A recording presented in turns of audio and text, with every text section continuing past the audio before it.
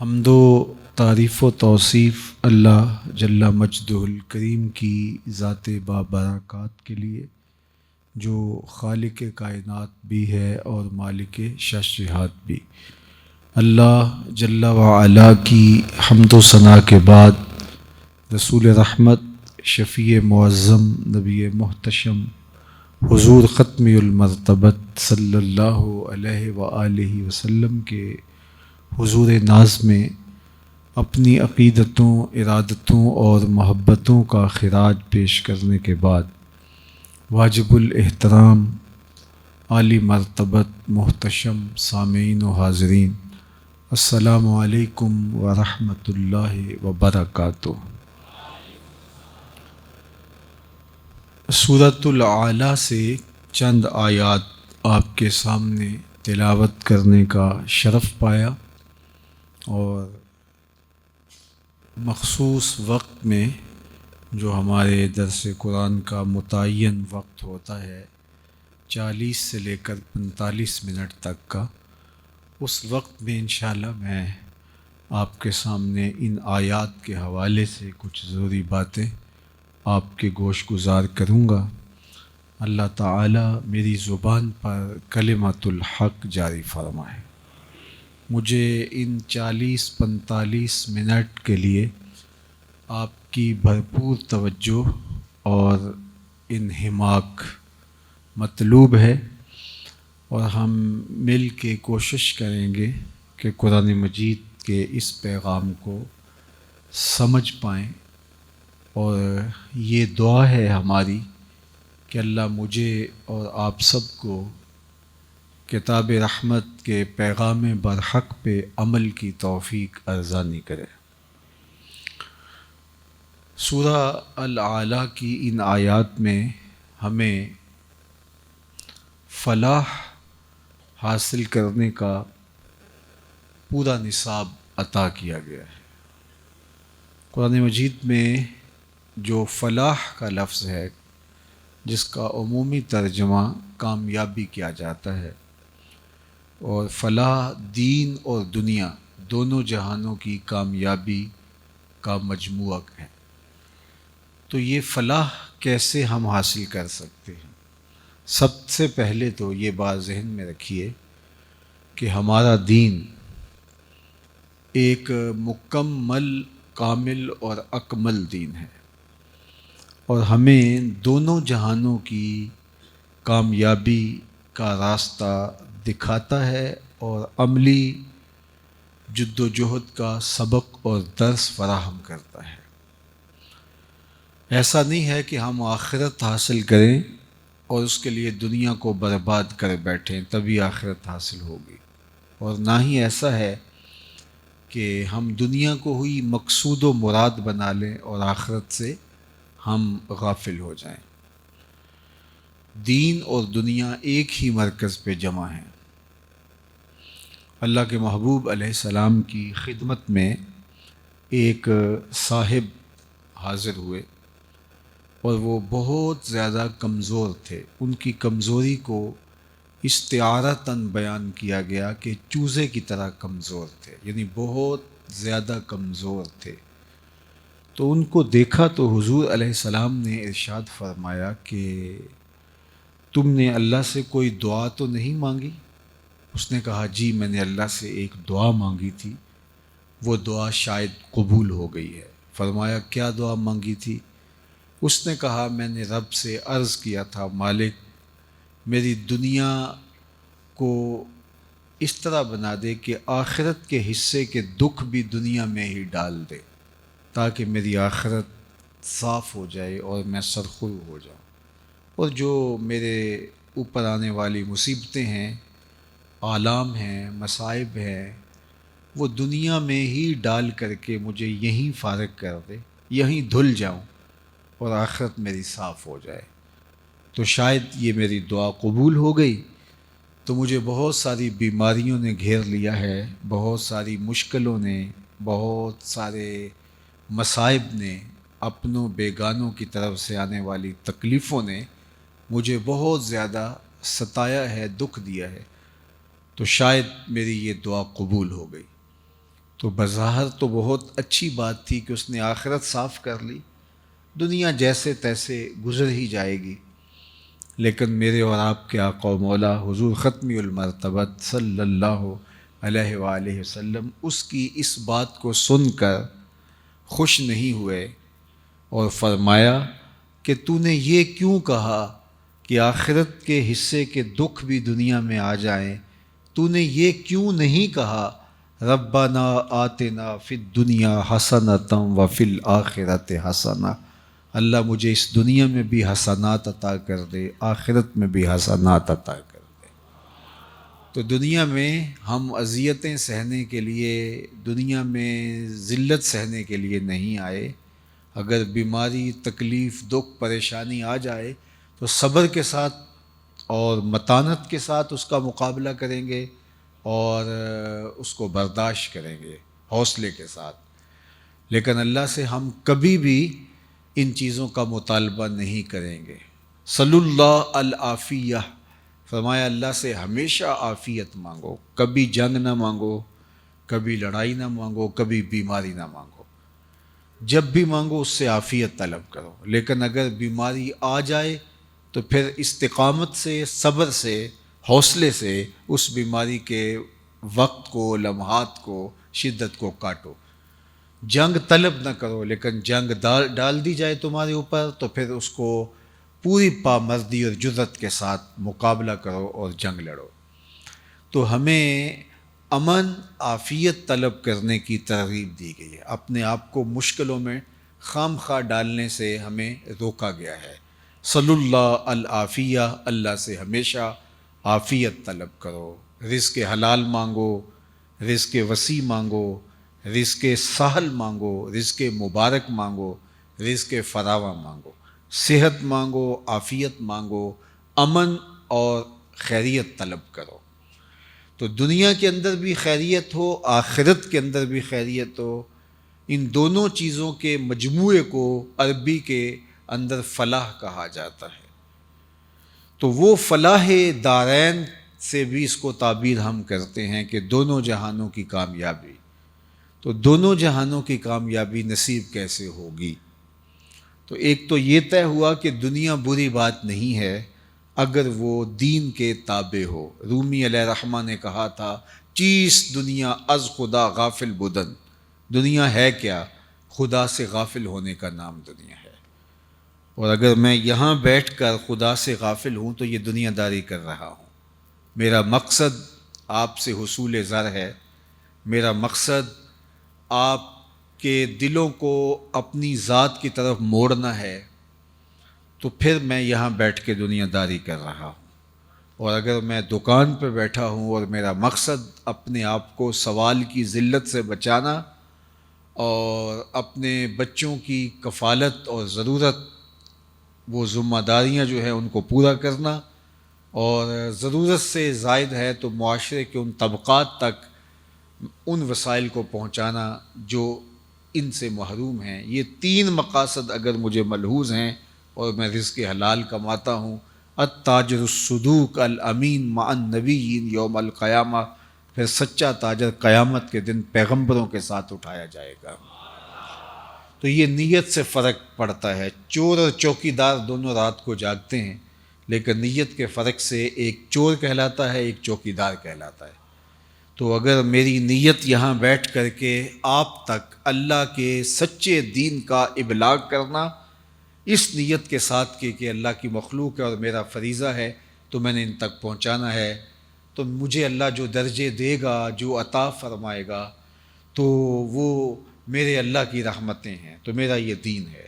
لیکن یہی کام اگر میں اس لیے کر رہا ہوں کہ میں آپ کے لوگوں، آپ کے دلوں میں گھر کر جاؤں اور میں آپ سے بہت ساری دولت آپ سے سمیٹ کے لے جاؤں، میرے دل کے کسی گوشے میں بھی مخفی چھپا ہوا یہ لالچ بھی ہوگا، تو یہ میرا کاروبار ہوگا، یہ میرا دین نہیں ہوگا۔ تو اس لیے دین اور دنیا یہ نیت سے بنتی ہے کہ میری دنیا کیا ہے۔ دنیا کو بھی دین بنایا جا سکتا ہے اور دین کو بھی دنیا بنایا جا سکتا ہے۔ تو مومن اللہ سے چاہتا ہے کہ میرے مالک میری زندگی ایسے ہو کہ میرا دین بھی دین رہے اور میری دنیا بھی سراپا دین بن جائے۔ اور وہ فرمایا ما ودع فی امرہ فیا صدقہ، جو تم لقمہ کما کے بیوی کے منہ میں رکھتے ہو وہ بھی صدقہ لکھا جاتا ہے، وہ بھی تمہارا دین بنتا ہے۔ حتیٰ کہ تم کھیتی لگاتے ہو، باغ لگاتے ہو، اس پہ پھل آتا ہے، بور آتا ہے، کھیتی آتی ہے، تو اس سے چڑیاں آ کے اپنے حصے کا دانہ چگ جاتی ہیں، تمہارے نامہ اعمال کے اندر وہ صدقہ لکھ دیا جاتا ہے۔ تم نے پانی کا حوض بنایا کسی ضرورت کے لیے، وہاں کوئی آ کے جانور سیراب ہو گئے، پی گئے، وہ تمہارے کھاتے میں صدقہ لکھ دیا جاتا ہے۔ تو مومن کی پھر دنیا نہیں ہے، مومن کا پھر دین ہی دین ہے، اگر اس کی نیت کا قبلہ ٹھیک ہو جائے۔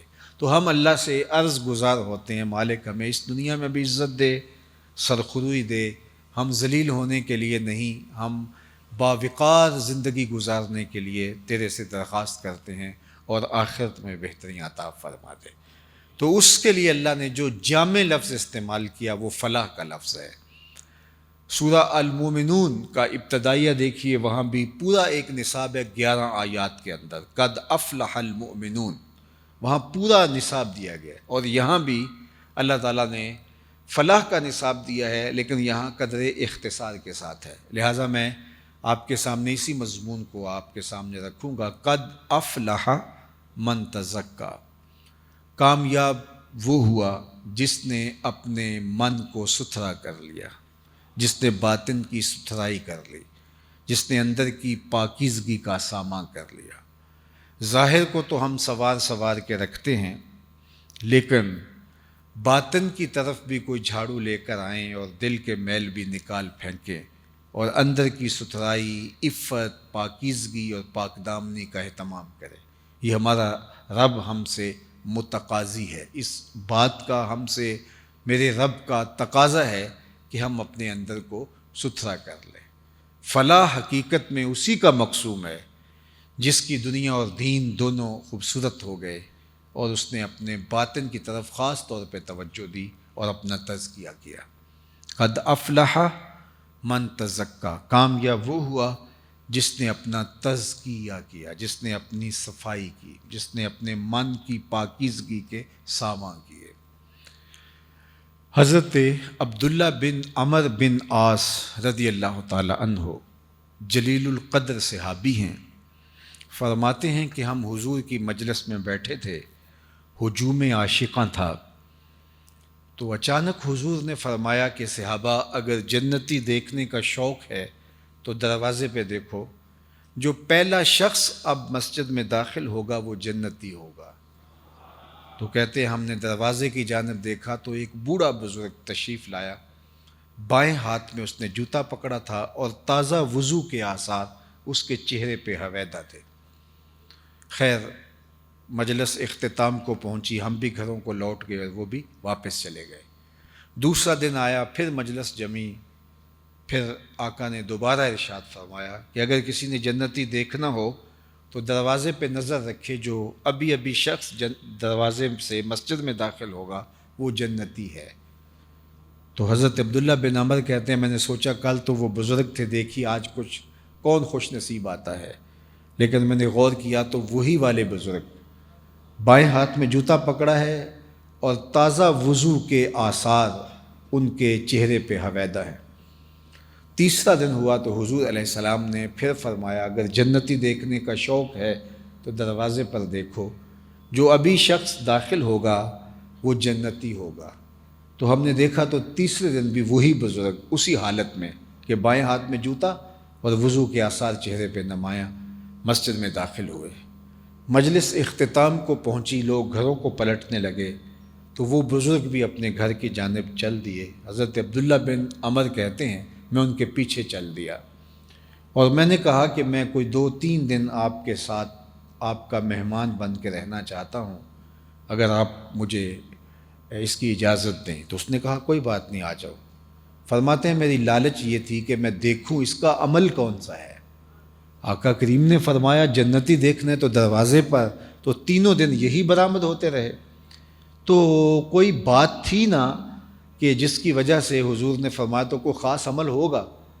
تو کہتے ہیں کہ میں ان کے ہاں چلا گیا، خیر رات پڑی تو انہوں نے بستر بچھا دیا اور خود بھی ایک بستر پہ لیٹ گئے، اور مجھے یہ لالچ تھی کہ میں دیکھوں یہ عمل کون سے کرتے ہیں، لیکن وہ ساری رات سوئے رہے، اور میں بظاہر تو یوں تاثر دیا کہ میں سو رہا ہوں، لیکن میں جاگ رہا تھا، اور میں اس طاق میں تھا کہ دیکھوں کون کون سے ان کے اعمال ہیں، کیسی کیسی نمازیں ہیں، اذکار کیا ہے، لیکن وہ ساری رات سوئے رہے، الا یہ کہ جب وہ کروٹ بدلتے تھے تو اللہ کا نام لیتے تھے۔ خیر صبح ہوئی، نماز پڑھی، کھیتوں میں چلے گئے، ناشتہ کیا، اسی طرح دوپہر ہوئی، ظہر، عصر، مغرب، پھر اگلے دن میں نے ہو سکتا ہے کل میری وجہ سے انہوں نے اپنے معمولات ترک کر دیے ہوں، لیکن جو عادی ہو اس کے لیے روز ترک کرنا بڑا مشکل ہوتا ہے، چلو آج صحیح۔ تو اگلے دن پھر میں نے دیکھا تو کوئی خاص عمل نہیں تھا سوائے اس کے کہ جب کروٹ بدلے تو اللہ کا نام لے۔ پھر دن گزر گیا، پھر تیسرے دن پھر میں نے طاق میں رہا کہ میں دیکھوں، لیکن تیسرا دن بھی انہوں نے رات سو کے گزاری اور کوئی خاص معمول ان کا نہیں تھا۔ خیر جب صبح ہوئی، ناشتہ ہوا، تو میں نے کہا کہ میں واپس جا رہا ہوں، میرے 3 دن پورے ہو گئے، لیکن میں ایک لالچ میں آپ کے پاس رکا تھا۔ آقا کریم نے فرمایا تھا جنتی دیکھنا ہے تو دروازے پر دیکھو، اور یہ 3 دن تک حضور فرماتے رہے، اور 3 دن تک آپ کو ہی ہم دیکھتے رہے، تو ہمیں لگا کوئی خاص عمل ہوگا، لیکن 3 دن گزرنے کے باوجود ہم نے کوئی خاص عمل نہیں دیکھا، یا تو آپ نے چھپا لیا ہے اور یا پھر نہ جانے کیا ماجرا ہے۔ تو وہ بزرگ فرمانے لگے کہ عبداللہ بن عمر، میں تم سے کوئی عمل نہیں چھپایا، اور اگر تم اور بھی رکتے تو دیکھ بھی نہ پاتے، لیکن تم نے اتنی محنت کی ہے لہٰذا میں تمہیں خود بتا دیتا ہوں۔ تو کہتے ہیں کہ میرا مقصود میرے سامنے آنے لگا اور میں ہمہ تنگوش ہو گیا، تو وہ بزرگ کھڑے تھے اور مجھے کہنے لگے، اے عبداللہ بن عمر، یہ جو میرے سینے میں دل رکھا ہوا ہے نا، اس میں کسی مومن کا بغض نہیں ہے، یہ وہ عمل ہے کہ جو تم نہیں دیکھ پائے، اور دن بھی رکتے تو تم نہ دیکھ پاتے۔ تو آج ہمارا تو مسئلہ یہ ہے، ہمارے اوپر کچھ اور ہوتا ہے، ہمارے اندر کچھ اور ہوتا ہے، اور ہماری محنت اس کو صاف کرنے کی نہیں ہے، اس کو صاف کرنے کی ہے۔ میاں صاحب نے کہا تھا شیشے اتے کٹا جمیا تے کنداں چاڑی جاندے، شیشے اتے کٹا جمیا تے کنداں چاڑی جاندے، جلداں نوں اے سانپ کے رکھ دے ورکے پھاڑی جاندے۔ ہمارا سارا زور پیکنگ پہ ہے، لیکن جو اندر ہے اس پہ ہمارا زور نہیں ہے، جس کی وجہ یہ ہے کہ ہم اندر سے بہت کھوکھلے، بہت میلے کچیلے، بہت کمزور، بہت گندے، اور باہر سے بہت ستھرے، ہمارے لباس پر کریز بھی نہیں پڑی ہوتی، کوئی شکن بھی نہیں ہوتی، ہمارے بالوں میں بھی خوبصورت جو ہے وہ آرائش اور زیبائش ہوتی ہے، کپڑے بھی دھلے ہوتے ہیں، خوشبوئیں بھی اعلیٰ اقسام کی ہم استعمال کرتے ہیں، سارا زور پیکنگ پہ ہے، لیکن جو اندر ہے اس پر توجہ نہیں ہے۔ لیکن میرے رب نے کیا کہا، قد افلح من تزکا، کامیاب وہ ہوا جس نے اپنے اندر کو ستھرا کیا۔ تو ہمیں ساری توجہ اپنے اندر کو پاک کرنے کے لیے کرنی چاہیے۔ اب حضور نے صلی اللہ علیہ وآلہ وسلم نے ارشاد فرمایا کہ جس طرح لوہے کو زنگ لگتا ہے اس طرح دلوں کو بھی زنگ لگتے۔ تو عرض کی گئی کہ حضور پھر اس زنگ کو اتارنے کا طریقہ کیا ہے؟ تو سنیے، حضور نے خود اس کا علاج بھی بیان فرمایا، لکل شین ثقالہ وثقالۃ القلوب ذکر اللہ، ہر شے کا زنگ کسی نہ کسی چیز سے اترتا ہے، اور دلوں کو زنگ لگ جائے تو اللہ کے ذکر سے دلوں کا زنگ اترتا ہے۔ اور اس آیت کریمہ میں بھی اللہ تعالیٰ نے اس زنگ کو اتارنے کا، من کو ستھرا کرنے کا طریقہ یہی بتایا، قد افلح من تزکا وذکر اسم ربہ فصلی، کامیاب وہ ہوا جس نے اپنے من کو ستھرا کیا اور اپنے رب کا نام جپا، اپنے رب کا ذکر کیا اور نماز پڑھی۔ اس کا من ستھرا تبھی ہوگا جب کثرت سے اللہ کا ذکر کیا جائے گا۔ تو 4 چیزیں ہیں دلوں کے زنگ کو صاف کرنے کے لیے، ایک کثرت کے ساتھ اللہ کا ذکر، دوسرا حدیث پاک میں قرآن مجید کی تلاوت کا ذکر آتا ہے۔ قرآن مجید کی تلاوت یہ بھی ذکر کی ایک صورت ہے، اس سے دلوں کے زنگ اترتے ہیں۔ اور تیسری چیز دلوں کا زنگ اتارتی ہے کثرت کے ساتھ موت کی یاد، موت کا خیال مستحضر رہے کہ میں یہاں بیٹھ نہیں رہنا، تو اس سے دلوں کا زنگ اترتا ہے۔ اور چوتھی چیز جو کبریت احمر کا درجہ، سرخ گندک کا درجہ رکھتی ہے اور دلوں کے زنگ اتارتی ہے، وہ ہے صالحین کی صحبت، اچھے لوگوں کی صحبت، جن کو دیکھ کر تمہیں خدا یاد آئے، جن کی صحبت میں بیٹھ کے رغبت دنیا کم ہونے لگے اور رغبت آخرت بڑھنے لگے۔ ایسے لوگوں کی صحبت حضرت شیخ احمد مجدد الفسانی علیہ رحمہ فرماتے ہیں کبریت احمر، سرخ گندک کی طرح ہوتی ہے، اور ایسے لوگوں کی صحبت کو غنیمت جاننا چاہیے، اور وہ بھی دلوں کے زنگ اتارتی ہے۔ تو چار چیزیں ضروری ہیں اپنے دلوں کو صاف کرنے کے لیے: کثرت کے ساتھ اللہ کا ذکر کرنا، قرآن مجید کی تلاوت کرنا، صالحین کی صحبت میں بیٹھنا، اور کثرت کے ساتھ موت کو یاد کرنا۔ فرمایا لذتوں کو توڑنے والی کو یاد کیا کرو۔ عرض کی حضور لذتوں کو توڑنے والی کیا ہے؟ قال الموت، فرمایا موت۔ تو موت لذتوں کو توڑتی ہے۔ تو سب سے پہلی چیز جو بیان فرمائی اور قرآن مجید میں تزکیے کے لیے جو نصاب دیا، اس میں وَذَكَرَ اسْمَ رَبِّهِ، اور اپنے رب کے نام کو یاد کیا، اپنے رب کے نام کو جپا، اللہ کا ذکر کیا۔ اب ذکر کا لفظ آپ اور میں سنتے رہتے ہیں، تو ذکر ہے کیا؟ ذکر کسے کہتے ہیں؟ تو اس پر تو ایک تفصیلی گفتگو چاہیے، لیکن میرے خیال کے مطابق ذکر کی سب سے بہترین تشریح حضرت امام ربانی علیہ رحمہ نے کی ہے۔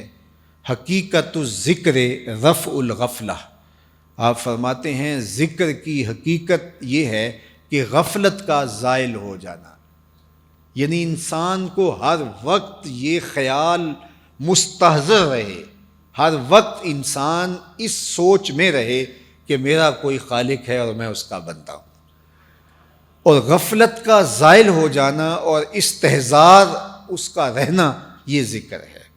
تو یہ اگر کسی کو نصیب ہے تو پھر وہ اللہ جل شانہ کے احکام کی پیروی لازمی کرے گا۔ ایسے نہیں ہو سکتا کہ اس کو حکموں کو نظر انداز کرے، جب اس کو یہ خیال مستحضر رہے گا کہ وہ میرا رب ہے اور میں اس کا بندہ ہوں، اور کبھی بھی اس خیال سے، اس سوچ سے، اس فکر سے غافل نہیں ہوگا، اور یہ ہر وقت مستحضر رہنا چاہیے۔ اٹھ دی بیندی ٹر دی پھر دی، ستیاں تے جاگ دی، نام جھپ دی رو تے کھپ دی، ویخ سر اس راگ دی، نام جھپیاں قرب ملدا، نام دی کر پوری سام، شیشی وچ کستوری جے کر پھر ضرورت کاگ دی۔ یہ سب کچھ اندر ہی ہے، یہ بدن کے اندر، تمہارے جسم کے اندر سب کچھ رکھا گیا ہے، اس لیے اس کا نام لوگے تو وہ جس طرح کستوری کا مزاج ہوتا ہے کہ اس کو جتنا رگڑتے اتنی خوشبو پھیلتی ہے، تو کثرت سے اس کا نام لوگے تو اللہ کی یادوں کی خوشبو پھیلے گی۔ اندر بوٹی مشک مچایا اتے جاں پھلاں تے آئی ہوں، یہ وہی کیفیت ہے کہ کثرت کے ساتھ اس کا ذکر کیا جائے۔ فرمایا ذاکر اللہ فی الغافلین کشجرۃ الخضراء فی وسط الحشیم، غافلوں میں اللہ کا ذکر کرنے والا ایسے ہے جس طرح سوکھی سڑی گھاس کے اندر شجر سایہ دار ہوتا ہے، جھاڑیوں کے اندر کانٹے دار جھاڑیوں ہوں اور کوئی سایہ دار درخت ہو تو اس کی جو اہمیت جنگل میں ہوتی ہے، غافلوں میں اللہ کا جو ذاکر ہے، حقیقی معنی میں ذاکر، اس کی کیفیت وہی ہوتی ہے۔ تو اس لیے ہم اگر اپنے باطن کا تزکیہ کرنا چاہتے ہیں، اندر کو صاف کرنا چاہتے ہیں، تو کثرت ذکر کے ساتھ ہم دل کی صفائی کر سکتے ہیں۔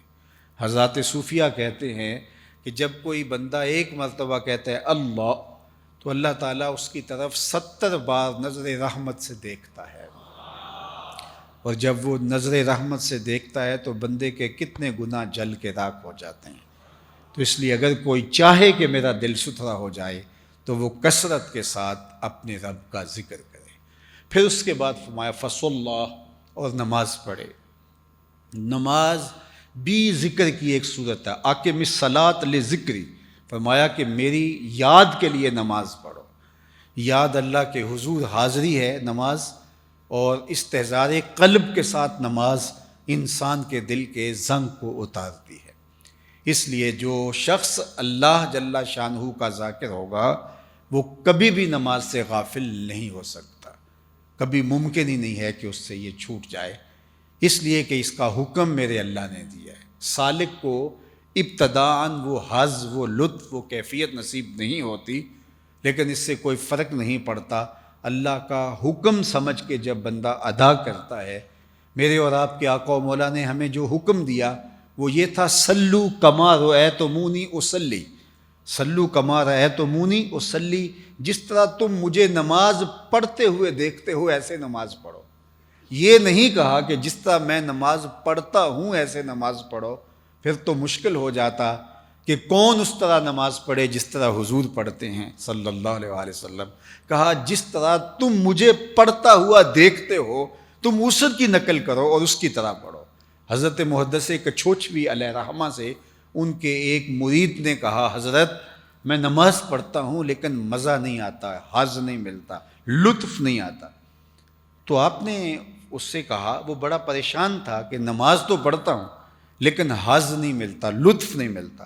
تو آپ نے فرمایا کہ اس کے باوجود بھی پڑھتے تو ہو نا؟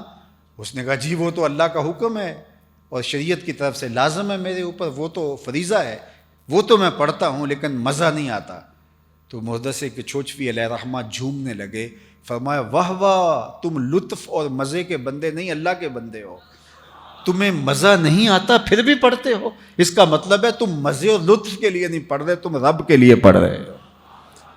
تو اس نے کہا حضور مجھے اس کا مزہ آ گیا، اس کا لطف آ گیا ہے۔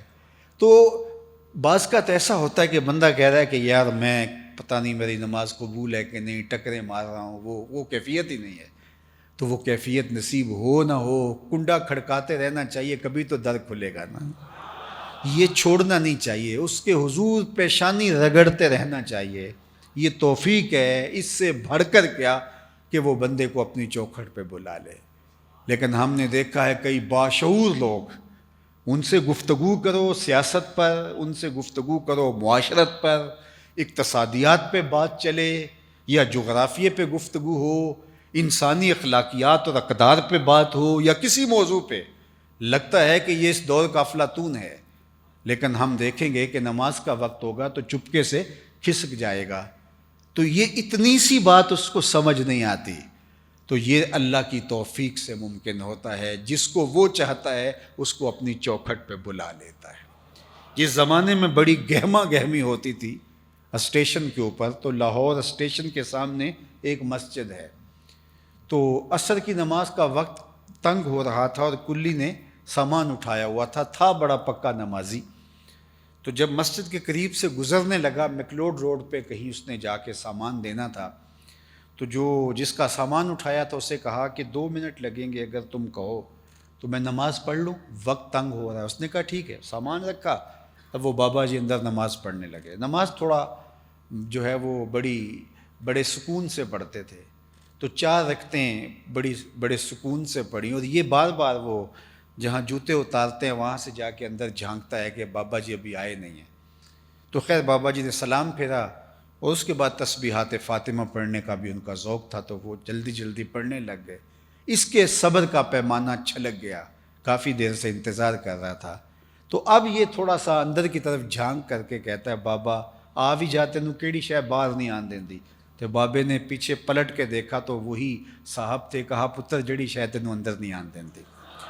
تو یہ اس کی توفیق ہو تو سجدے کی توفیق ملتی ہے، ورنہ ہم نے دیکھا ہے جنازوں کے موقع پر مسجد کے قریب سے جنازہ اٹھ رہا ہوتا ہے، اور ظہر کے فوراً بعد جنازہ ہے اور وہاں سے قبرستان لے جانا ہوتا ہے، اور کچھ لوگوں نے وضو بھی رکھا ہوا ہوتا ہے، لیکن اس کے باوجود بھی اندر باہر ٹہل رہے ہوتے ہیں، اندر نماز کی فرض عین پڑھنے کی توفیق نہیں ہوتی اور فرض کفایہ پڑھنے آئے ہیں۔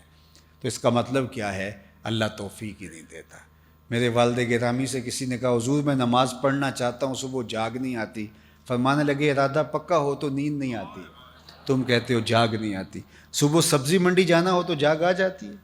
فرمایا کرتے تھے کچہریوں میں تاریخ ہو تو جاگ آ جاتی ہے، نماز کے لیے جاگ نہیں آتی۔ تو یہ ہمارے اندر کی کمزوریاں ہیں، ورنہ ایسا ہو نہیں سکتا کہ مالک کے حضور سجدہ ریزی سے انسان رک پائے۔ تو قد افلح من تزکا وذکر اسم ربہ فصلی بل تؤثرون الحیات الدنیا۔ تیسری بات اللہ جل شانہ نے ارشاد فرمائی، جو انسانی عمومی رویہ اور انسانی نفسیات ہیں اس کو بیان فرمایا کہ بل تؤثرون الحیات الدنیا والآخرۃ خیر وابقی۔ تم عموماً جو رویہ ہے تمہارا، تم جیتی دنیا، نقد دنیا کے پیچھے ہی دوڑتے ہو اور اس کو ہی ترجیح دیتے ہو۔ یعنی تمہارا ظاہری رویہ یہ ہے، چونکہ دنیا نقد کا سودا ہے اور آخرت ادھار ہے۔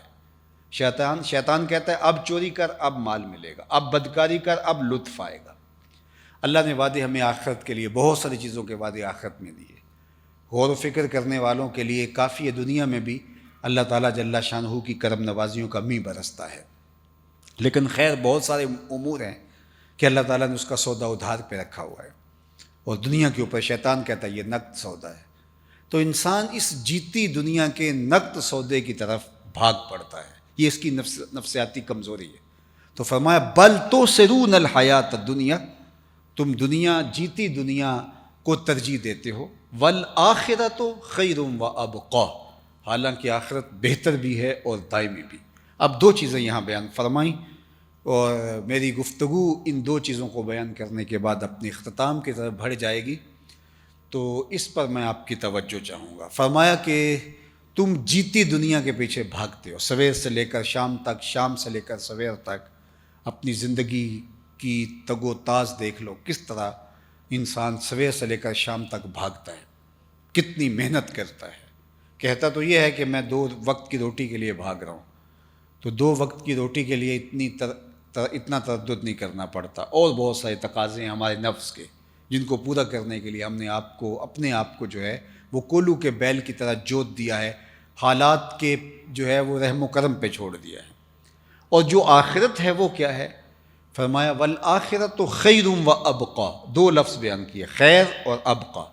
آخرت دنیا سے بہتر بھی ہے اور نہ ختم ہونے والی بھی ہے۔ اب امام فخر الدین رازی علیہ رحمہ تفسیر کبیر میں اسی آیت کریمہ کے تحت بڑی خوبصورت بات لکھی۔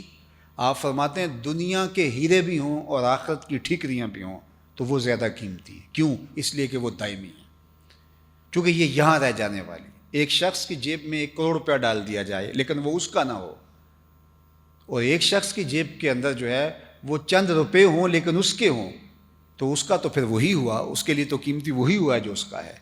یہ سب کچھ ترکہ بن جائے گا۔ ابھی سانس جو ہے وہ نکلی اور ابھی سب کچھ ترکہ بن گیا۔ اور جن کے لیے اتنا کچھ کیا تھا وہ تو غسل دینے کے روادار بھی نہیں ہوتے۔ میاں صاحب بولے جاندی واری ڈرونا بنیو تے ہاتھ نہ لاندے ڈر دے، جنہ لئی تو پاپ کمائے اج کتھے نہیں تیرے کر دے۔ وہ تو غسل دینے کے لیے بھی آمادہ نہیں ہوتے، ان کو تو خوف آنے لگ جاتا ہے، ان کو تو وحشت سی ہونے لگ جاتی ہے۔ تو یہ دنیا، یہ جیتی دنیا جس کے پیچھے انسان دوڑتا ہے، تو حضرت امام فخر الدین رازی علیہ رحمہ فرماتے ہیں کہ اس کے ہیرے اور موتی بھی ہوں اور وہاں ٹھیکریاں بھی ہوں اور وہ بھی قیمتی۔ اور میں آپ کے سامنے اس کی ایک مثال رکھنا چاہتا ہوں جو اللہ کے محبوب نے بیان فرمائی۔ وہ کیا؟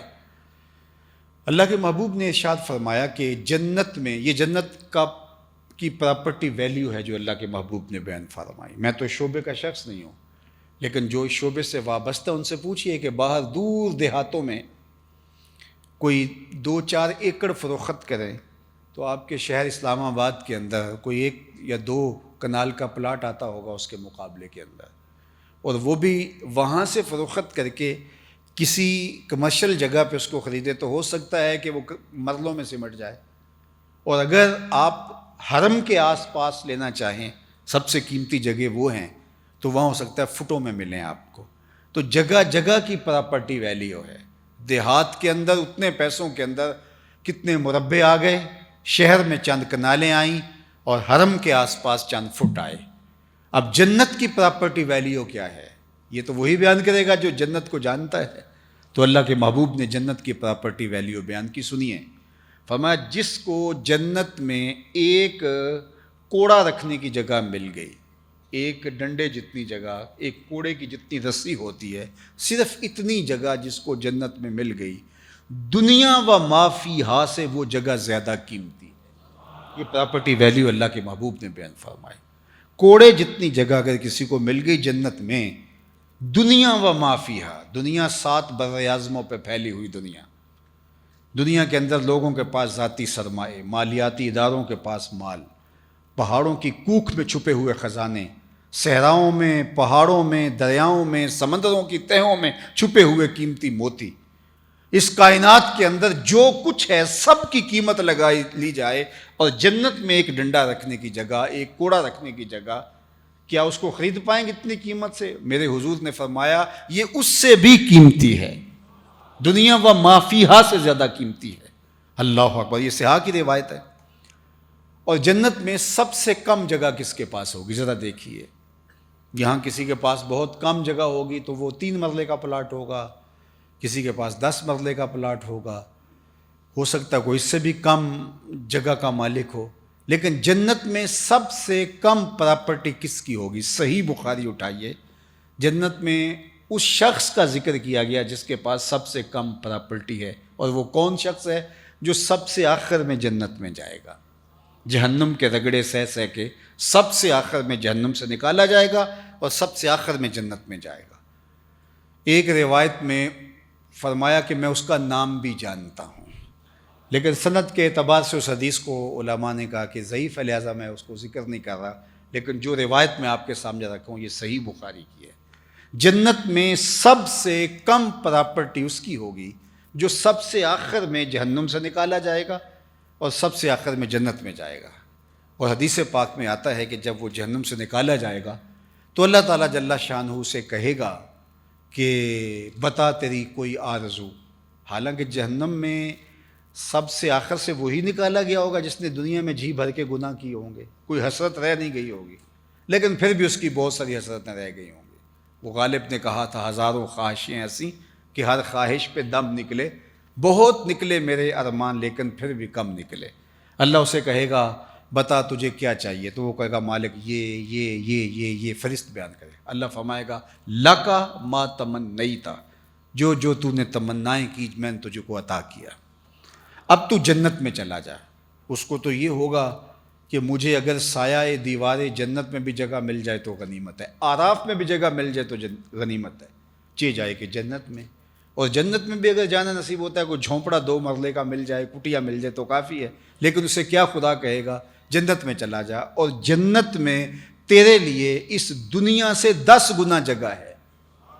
یہ 7 بر اعظموں پہ پھیلی کائنات، اس کو ضرب دیں 10 سے، اللہ اکبر، 70 بر اعظموں کے برابر، تو فرما جائے گا تیرے لیے دنیا سے 10 گنا جگہ ہے جنت میں، جو سب سے آخر میں جائے گا، اس کو میرا رب کہے گا۔ بخاری کی روایت ہے۔ اور وہ کیا کہے گا؟ جب وہ سنے گا تو وہ عجیب اس کی حالت ہوگی، اور وہ کیا کہے گا؟ اتسخر وانت الملک، میرے رب تو مالک ہو کے مجھ سے مذاق کر رہا ہے، یعنی اس کو لگے گا کہ مجھے اتنی جگہ، تو وہ جو لفظ کہے گا مالک، تو مالک ہو کے رب ہو کے مجھ سے مذاق کر رہا ہے۔ فَضَحِكَ النَّبِيُّ حَتَّى بَدَتْ أَنْيَابُهُ، جب میرے حضور یہ بات بیان فرما رہے تھے، حضور علیہ السلام خود بھی مسکرانے لگے، اور اتنے مسکرائے کہ صحابہ کو حضور کی داڑھیں نظر آنے لگی، کہ وہ کہے گا مالک جو دیوار رکھتے رکھتے ہمسائے کے 2 انچ دبانے کی وجہ سے جہنم میں گیا ہوگا، تو اب اس کو جب یہ کہا جائے گا جنت میں دنیا سے 10 گنا جگہ ہے تیرے لیے، تو اس کو حیرت کا جھٹکا تو لگے گا، وہ کہے گا تسخر وانت الملک، میرے رب تو رب ہو کے مجھ سے مذاق کر رہا ہے۔ حضور اس بات کو بیان کرتے کرتے مسکرائے کہ حضور کی داڑھیں صحابہ کو نظر آنے لگی۔ آقا کریم فرماتے ہیں کہ اللہ فرمائے گا نہیں، یہ واقعتاً تیرے لیے ہے، اور اس کو واقعتاً دیا جائے گا۔ یہ سب سے آخر میں سب سے کم پراپرٹی والے کی جائیداد اور جاگیر ہے جنت میں، جو سب سے آخر میں جائے گا دنیا سے 10 گنا زیادہ، تو بابا فرید گنج شکر کی جاگیروں کا عالم کیا ہوگا؟ حضرت شیخ عبد القادر الجیلانی کی جاگیروں کا عالم کیا ہوگا، پھر اصحاب پیغمبر صلی اللہ علیہ وآلہ وسلم کی جاگیروں کا عالم کیا ہوگا، اطرت رسول کی جاگیروں کا عالم کیا ہوگا۔ یہ تو اس کی جاگیر ہے جو سب سے آخر میں جنت میں جا رہا ہے۔ اللہ اکبر۔ والآخرۃ خیر، آخرت بہتر ہے۔ تم کس دنیا کے پیچھے لگے ہوئے اور آخرت برباد کر رہے، جس میں سب سے آخری جانے والے، ہمارے پنجابی میں کہتے ہیں جو پھاڈا ہے، جو سب سے آخر میں جا رہا ہے، اس کی جائیداد 70 بر اعظموں کے برابر ہوگی۔ صرف اس کی جو جائیداد زمین ہے وہ 70 بر اعظموں کے برابر ہوگی۔ اور جو پہلے جانے والے ہوں گے، جو نیکوکار صالحین، اولیاء، کاملین، واصلین، ان کا کیا مرتبہ اور مقام ہوگا۔ اللہ اکبر۔ تو فرمایا والآخرۃ خیر، آگے ابقا، اب دائمی بھی ہے۔ اب اس کی مثال قرآن سے لے لیتے ہیں، کتنی دائمی ہے۔ یہ ساری زندگی جو ہمارے پاس ودیعت اللہ کی کتنی ہے، 60 سال، 70 سال، 100 سال لگا لیجئے۔ یہ 60 سال ایوریج زندگی بتائی گئی ہے عمومی طور پہ۔ ہمارے ہاں تو اب سمٹ کے 45 تک آ رہی ہے، چلو 50 سال لگا لیں، 60 سال ہی لگا لیں۔ اور وہ بھی 60 سال اگر زندگی اگر آپ لگاتے ہیں تو اس میں تیسرا حصہ تو روز سوتے ہیں، 24 گھنٹوں میں 8 گھنٹے اگر سو کے گزارے تو باقی جو ہے وہ 2 حصے بچی، تو 60 سال زندگی سی تو 20 سال تو نکل گئی۔ جو سو کے گزاری وہ تو زندگی ہماری تو نہیں ہوئی، وہ تو نیند کے کھاتے میں گئی، باقی 40 سال بچی۔ اس میں 7-8 سال بچپن کی مدہوشیاں ہیں، کچھ بڑھاپے کے دھکے ہیں، کچھ بیماریاں ہیں۔ روزانہ واشو میں 1 گھنٹہ بھی مختلف اوقات کا جمع کریں تو 2 سال تو یہ بھی نکل جاتے ہیں، 2-3 سال تو یہ بھی نکل جاتے ہیں۔ اب بتائیے کہ زندگی کتنی رہے گی ہمارے پاس جس پہ ہمیں غرہ ہے، ناز ہے۔ میرے ایک دوست نے مجھے سارا حساب نکال کے کہا 17 سال بچتے ہیں، ٹوٹل زندگی جو بچتی ہے 17 سال بچتے ہیں۔ میں کہتا ہوں 60 ہی لگا لیں، اس میں بھی ٹینشن، پریشانیاں، دکھ، اپنوں بیگانوں کی پچائی ہوئی تکلیفیں، کیا کچھ ہے، اذیتیں، لیکن چلو 60 سال ہی لگائے۔ یہ ٹوٹل زندگی ہے جس پہ ہمیں ناز ہے۔ اور آخرت کا قرآن کہتا ہے ایک دن صرف یوم حشر مقدارہ 50,000 سنہ، 50,000 سال کے برابر ایک دن ہوگا۔ 50 سال کا نہیں، 50-100 سال کا نہیں، 50,000 سال کا ایک دن۔ اور یہ ساری زندگی 50 سال کی اور 60 سال کی۔ ذرا اس زندگی کے مقابلے میں زندگی کو رکھیں، اس کے پلے رہتا کیا ہے۔ اور پھر یہاں تو 100 سال بھی جئیں تو آخر موت ہے۔ وہاں پھر جنتیوں کو جنت میں جا کے حدیث پاک میں آتا ہے ایک ہی خدشہ ہوگا کہیں موت نہ آ جائے، اور جہنمیوں کو ایک ہی موہوم سی امید ہوگی کہیں موت آئے، قصہ تمام ہو، بات ختم ہو، کہانی سمٹ جائے اور جان چھوٹ جائے۔ مینڈے کی شکل میں میدان حشر میں موت کو لایا جائے گا، جنتی جنت سے اور جہنمی لمبی لمبی گردنیں نکال کے جہنم سے دیکھ رہے ہوں گے، اور پھر موت کو ذبح کر دیا جائے گا۔ حدیث پاک میں آتا ہے اگر موت کو موت نہ آئی ہوتی تو جنتی خوشی سے مر جاتے، انہیں اتنی خوشی ہوگی، اور موت کو موت نہ آئی ہوتی تو جہنمی صدمے سے مر جاتے، ان کو اتنا دکھ ہوگا۔ پھر نہ ختم ہونے والی زندگی۔ اب تو گھبرا کے یہ کہتے ہیں کہ مر جائیں گے، مر کے بھی چین نہ پایا تو کدھر جائیں گے۔ وہ نہ ختم ہونے والی زندگی، 50,000 سال کا ایک دن، پھر اس کے بعد جو زندگی شروع ہوگی چاہے جہنم والی ہوگی چاہے جنت والی ہوگی، پھر اس کا نقطہ انجام ہی نہیں ہے، وہ کبھی ختم ہی نہیں ہوگی۔ اللہ اکبر۔ عبدالآباد جنتیوں کا جو کھٹکا تھا وہ بھی ختم ہو گیا، ان کی موہوم امید بھی جہنمیوں کی ختم ہو گئی۔ بلکہ ایک حدیث میں آتا ہے کہ اللہ تعالیٰ فرمائے گا جنتیوں سے، تب پھر خطاب کر کے کہے گا اردی تم، کیا راضی ہو؟ تو وہ کہیں گے ما لنا اللہ نردا، ہمیں کیا ہوا کہ ہم راضی نہ ہوں، ہمیں تو وہ ملا جس کا ہم تصور بھی نہیں کر سکتے تھے۔ تو اللہ کہے گا میں تمہیں ایک اور چیز دینے والا ہوں جس سے تم بالکل راضی ہو جائیں گے۔ تو وہ کہیں گے مالک تیری کرم نوازی، ورنہ کسر تو کوئی نہیں رہی، زندگی بھی ایسی جو کبھی ختم نہیں ہوگی، نعمتیں بھی ایسی، تو کیا کسر رہ گئی ہے، کوئی چیز رہ تو نہیں ہے۔ اللہ فرمائے ایک چیز تمہیں دینے لگا ہوں، اس کے بعد تم مکمل خوش ہو جاؤ گے۔ تو وہ جھولی پھیلائیں گے تو اللہ فرمائے گا میں تم سے راضی ہو گیا ہوں، اب کبھی ناراض نہیں ہوں گا۔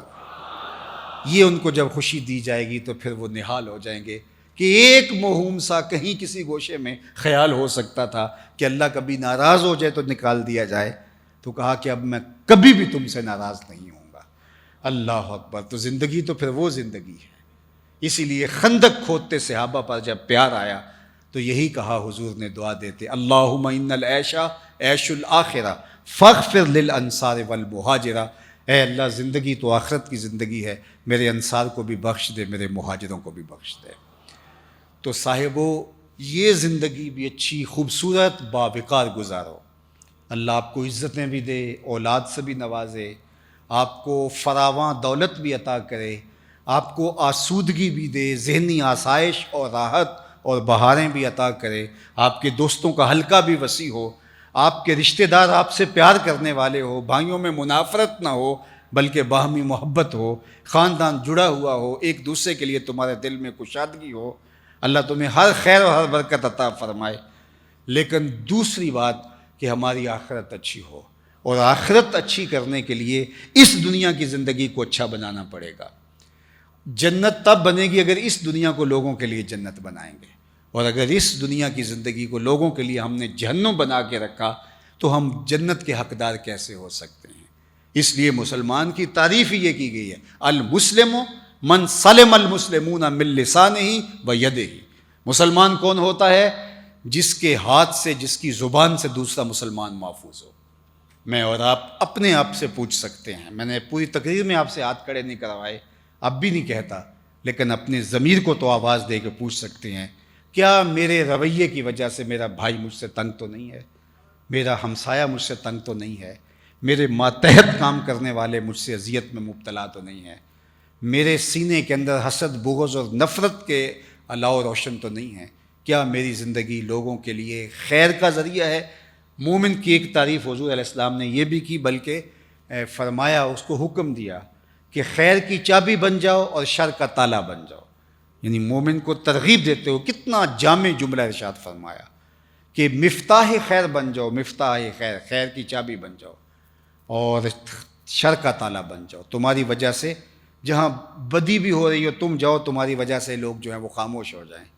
جہاں گناہ ہو رہا ہو، بدکاری ہو رہی ہو، برائی ہو رہی ہو، غیبت کا بازار گرم ہو، تم جا کے بیٹھے تو لوگ تم سے مسائل پوچھنے لگے، کوئی اچھی بات شروع ہو گئی، تم تالا بن گئے شر کا اور خیر کی چابی بن گئے۔ جہاں تم گئے وہاں خیر پھوٹنے لگی، وہاں اچھائیاں پھوٹنے لگی۔ تو اپنے وجود کو نافع بنائیں اللہ کی مخلوق کے لیے، اللہ کی مخلوق کے لیے اپنے آپ کو نرم کریں، اپنے آپ کو گداز کریں۔ لوگوں کے لیے تمہارا وجود اللہ کی رحمت کا ایک مجسم پیکر ہو، تمہاری وجہ سے خیر پھوٹے، تمہاری وجہ سے اچھائی پھوٹے، اور اپنی زندگی کو اللہ اور اس کے رسول کے بتائے ہوئے اسلوب کے مطابق ڈھال دو۔ اپنے آپ کو اتنا مؤثر اور فعال بنا لو کہ تمہارے وجود سے پھوٹتی ہوئی برکتیں معاشرے کے اندر امن لائیں، سکون لائیں، طمانینت لائیں، اور خیر کے اجاگر کرنے کا آپ کا وجود ذریعہ ہو۔ تو فرمایا، قد افلح من تزکا وذکر اسم ربہ فصلی بل تؤثرون الحیات الدنیا والآخرۃ خیر وابقی۔ اور پھر آخر میں کیا فرمایا، والآخرۃ خیر وابقی ان ھذا لفی الصحف الاولی۔ یہ جو ہم نے کہانی بیان کی ہے، یہ صرف قرآن میں نہیں، قرآن سے پہلی کتابوں میں بھی، پہلے صحیفوں میں بیان کی گئی ہے۔ صحف ابراہیم و موسیٰ، ابراہیم اور حضرت موسیٰ پر جو صحیفے اترے تھے ان میں بھی ہم نے یہی لکھا تھا۔ علماء تفسیر نے لکھا کہ قد افلح سے لے کر کے یہاں تک جو آیات ہیں، یہ پچھلی کتابوں میں بھی اللہ اتارتا رہا ہے۔ یہ مکمل نصاب ہے، ایک خوبصورت زندگی کا نصاب ہے، اور اللہ نے پچھلی کتابوں کے اندر بھی ان آیات کو اتارا ہے ان لوگوں کی ہدایت کے لیے، اور حضور علیہ السلام کی امت کے لیے بھی اتارا ہے۔ تو اس نصاب کے مطابق ہم اپنے آپ کو تزکیے سے، اپنے آپ کو تصفیے سے، باطن کی صفائی سے، اپنے سارے میل کچیل دور کر کے ایک صالح اور پاکیزہ زندگی جینے کا تصور لے کے آگے بڑھ سکتے ہیں۔ اور ہم اگر یہ چاہیں کہ ایک اچھا صالح پاکیزہ معاشرہ مرز وجود میں آئے تو ہمیں سب سے پہلے اپنے آپ کو بدلنا ہوگا۔ 25 کروڑ لوگوں کی یہ آبادی ہے، اور پھر آپ کا شہر 1 کروڑ لوگوں پر مشتمل ہوگا مضافات ڈال کر کے، اور میرے سامنے اس میں سے چند ہزار لوگ بیٹھے ہیں۔ تو ظاہر ہے میری آواز سب لوگوں تک تو نہیں پہنچ پائی، صرف اتنے لوگوں تک، لیکن میں کہتا ہوں یہ صرف اتنے لوگ جتنے یہاں میرے سامنے بیٹھے ہیں یا باہر جو ہے وہ جن تک میری آواز پہنچ رہی ہے، صرف اتنے لوگ ارادہ کر لیں کہ کل سے ہم کسی کا دل نہیں دکھائیں گے، کل کسی کو اذیت نہیں دیں گے، کل سے کم نہیں تولیں گے، کل سے جھوٹ نہیں بولیں گے، کل سے خیر کی چابی بن جائیں گے اور شر کا تالا بن جائیں گے، جو ہم نے سنا وہ زندگی گزاریں گے۔ صرف اتنے لوگ پکا عزم کر کے یہاں سے اٹھیں، آپ کا شہر آدھا کل سے ہی بدلا بدلا محسوس ہوگا۔ لیکن اگر ہم صرف کانوں سے سنا اور ہم نے مانا کہ واقعہ ہی جو ہے وہ صحیح کہا گیا ہے، لیکن ہم نے یہ ارادہ کیا کہ ہم عمل نہیں کر سکتے۔ اللہ تعالیٰ کے محبوب علیہ السلام نے ہمیں جو حکم دیا اس میں سمع اور طاعت دونوں چیزیں ہیں، یعنی سننا اور ماننا اور فرما برداری کرنا۔ ایک طبقہ تو وہ ہے نہ سمع کے دائرے میں آتا نہ طاعت کے بارے، وہ سنتا ہی نہیں ہے، اس کی اپنی زندگی اپنا جہان ہے۔ اور عمومی طور پہ یہ ہے کہ ہم سنتے ہیں لیکن طاعت کے دائرے کے اندر نہیں آتے۔ تو ایسا نہیں ہوتا کہ سننے سے کوئی فرق نہیں پڑتا جب تک ہم عمل نہیں کرتے ہیں۔ تو اللہ مجھے بھی توفیق دے، جو میں کہوں میرا عمل ہوگا تو پھر آپ کے کانوں سے نہیں دل تک پہنچے گا، از دل خیزت بر دل ریزت۔ اور آپ جب سنیں گے اور ارادہ کریں گے کہ ہم اس پہ عمل کریں گے تو زندگی ایک ایک عادت سے تبدیل ہوتی ہے، اپنے رویوں میں ہم تبدیلی لا سکتے ہیں۔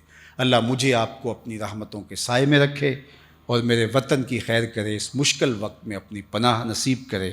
وآخر دعوانا ان الحمد للہ۔